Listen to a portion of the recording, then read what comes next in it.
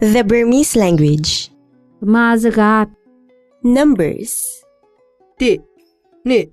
4 5 6 9 10 10 Greetings and phrases. မင်္ဂလာပါရှင်သွားတော့မယ် တွေ့မယ်နော်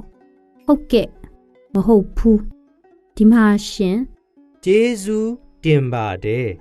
ကျေးဇူးအများကြီးတင်ပါတယ် ကူညီတဲ့အတွက်ကျေးဇူးတင်ပါတယ် နေကောင်းလား နေကောင်းပါတယ် ဗမာစကားပြောတတ်လား မြန်မာစကားမပြောတတ်ဘူးနည်းနည်းလေး ဘယ်နိုင်ငံကလာသလဲဘာလူမျိုးလဲ ကျွန်တော်အင်္ဂလိပ်လူမျိုးပါဒီမှာနေတာလား ဟုတ်တယ်ဒီမှာနေပါတယ်ကျမနာမည်ကဆာရာရှင့်နာမည်ရောဘယ်လိုခေါ်သလဲ ဂျူလီယန်ပါ The parable of the prodigal son. တဖန်မိန့်တော်မူသည်ကား တစုံတစ်ယောက်သောသူ၌သားနှစ်ယောက်ရှိ၏သားအငယ်သည်အဘထံသို့သွား၍အဘအကျွန်ုပ်ရထိုက်သောအမွေဥစ္စာကိုဝေ၍ပေးပါဟုတောင်းပန်လျင်အဘသည်ဥစ္စာများကိုဝေ၍သားတို့အားပေးလေ၏ထိုနောက်များမကြာသားအငယ်သည်မိမိဥစ္စာများကိုသိမ်းယူ၍ဝေးစွာသောပြည်သို့သွားပြီးလျင်ထိုပြည်မှကာမဂုဏ်၌လွန်ကျူးသောအဖြစ်ဥစ္စာပြုံးတီး၍ရှိသမျှကုန်သောအခါထိုပြည်၌ကြီးစွာသောအစာခေါင်းပါခြင်းဖြစ်၍သူသည်အလွန်ဆင်းရဲခြင်းသို့ရောက်၏ထိုအခါပြည်သားတစ်ယောက်ထံသို့သွား၍အစေခံလျင်ဝက်တို့ကိုကြောင်းစေခြင်းဟာသူသခင်သည်တောသို့ဆေလွတ်သည်ဖြင့်သူသည်ဝက်စားတတ်သောပဲထောင်ကိုပင်စားခြင်းမတတ်ငတ်မွတ်လျက်နေရ၏အဘယ်သူမျှအစာကိုမကြွေးထိုအခါသတိရလျင်ငါအဘ၏အိမ်၌အခစားသောသူများတို့သည်ဝါစွာစားရကြ၏ငါမူကား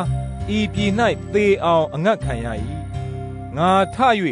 အဘထံသို့သွားမည်အဘအကျွန်ုပ်သည်ဖျားသခင်ကို၎င်းကိုတော်ကို၎င်းပြစ်မှားပါပြီယခုမှစ၍ကိုတော်၏သားဟု၍ခေါ်ခြင်းကိုမခံတိုက်ပါသူငှားအရာ၌အကျွန်ုပ်ကိုထားတော်မူပါဟုငါပြောမည်ဟု၍အကြံရှိသည်နှင့်ထ၍အဘထံသို့သွားလေ၏သွား၍ဝေးသေးသောအခါအဘသည်သူ့ကိုမြင်လျင်သနာသောစိတ်ရှိသည်နှင့်ပြေးသွား၍သား၏လည်ပင်ကိုပိုက်ဖက်လျက်နမ်းရှုပ်လေ၏သားကလည်းအဘအကျွန်ုပ်သည်ဖျားသခင်ကို၎င်းကိုတော်ကို၎င်းပြစ်မှားပါပြီယခုမှစ၍ကိုတော်၏သားဟု၍ခေါ်ခြင်းကိုမခံတိုက်ပါဟုဆိုလျင်အဘကမြတ်သောဝတ်လုံကိုယူခဲ့၍သူ့ကိုခြုံကြသူ၏လက်၌လက်စွပ်တစားကိုဆင်ကြခြေနှင်းကိုလည်းစီးစေကြစူအောင်ကျွေးသောနွားကလေးကိုယူ၍တတ်ကြတို့ပြီးမှငါတို့သည်စားကြကုန်အံ့ပျော်မွေ့ခြင်းကိုပြုကြကုန်အံ့ငါသားသည်အထက်ကသေ၏ယခုရှင်ပြန်၏အထက်ကပျောက်၏ယခုတွေ့ပြန်၏ဟုအစေအပါတို့ကိုဆိုပြီးမှထိုသူအပေါင်းတို့သည်ပျော်မွေ့ခြင်းကိုပြုကြ၏သားအကြီးသည်တောင်ယာကလာ၍အိမ်နီးသို့ရောက်သောအခါကခြင်းတီးမှုတ်ခြင်းအတန်ကိုကြားလျင်ငယ်သားတစ်ယောက်ကိုခေါ်၍အဘယ်သို့သောအချင်းရာနည်းဟုမေး၏ငယ်သားကသခင်၏ညီသည်ရောက်လာပါပြီဘေးနှင့်ကင်းလွတ်လျက်ရှိသည်ကိုအဘတွေ့သောကြောင့်စူအောင်ကျွေးသောနွားကလေးကိုတတ်ပါပြီဟုပြောဆို၏သားအကြီးသည်အမျက်ထွက်၍အိမ်သို့မဝင်ဘဲနေ၏အဘသည်သူ့စီသို့သွား၍ချော့မော့ရ၏သားအကြီးကလည်းကျွန်ုပ်သည်ကာလတာရှည်စွာအဘ၏အစေကိုခံပါပြီအဘ၏အလိုကိုတခါမျှမလွန်ကျူးပါသို့တော်လည်းကျွန်ုပ်သည်အဆွေတို့နှင့်အတူပျော်မွေ့ခြင်းကိုပြုစေခြင်းဟာအဘသည်စိတ်ကလေးတစ်ကောင်ကိုတခါမျှမပေးပြည်တစားမိန်းမတို့နှင့်ပေါင်းဖော်၍မိမိဥစ္စာကိုဖြုံသောဤသားငယ်ရောက်လာသောအခါမူကားအဘသည်စူအောင်ကျွေးသောနွားကလေးကိုတတ်လေပြီတကားဟုဆို၏အဘကလည်းငါသားသင်သည်ငါထံမှအစဉ်နေ၏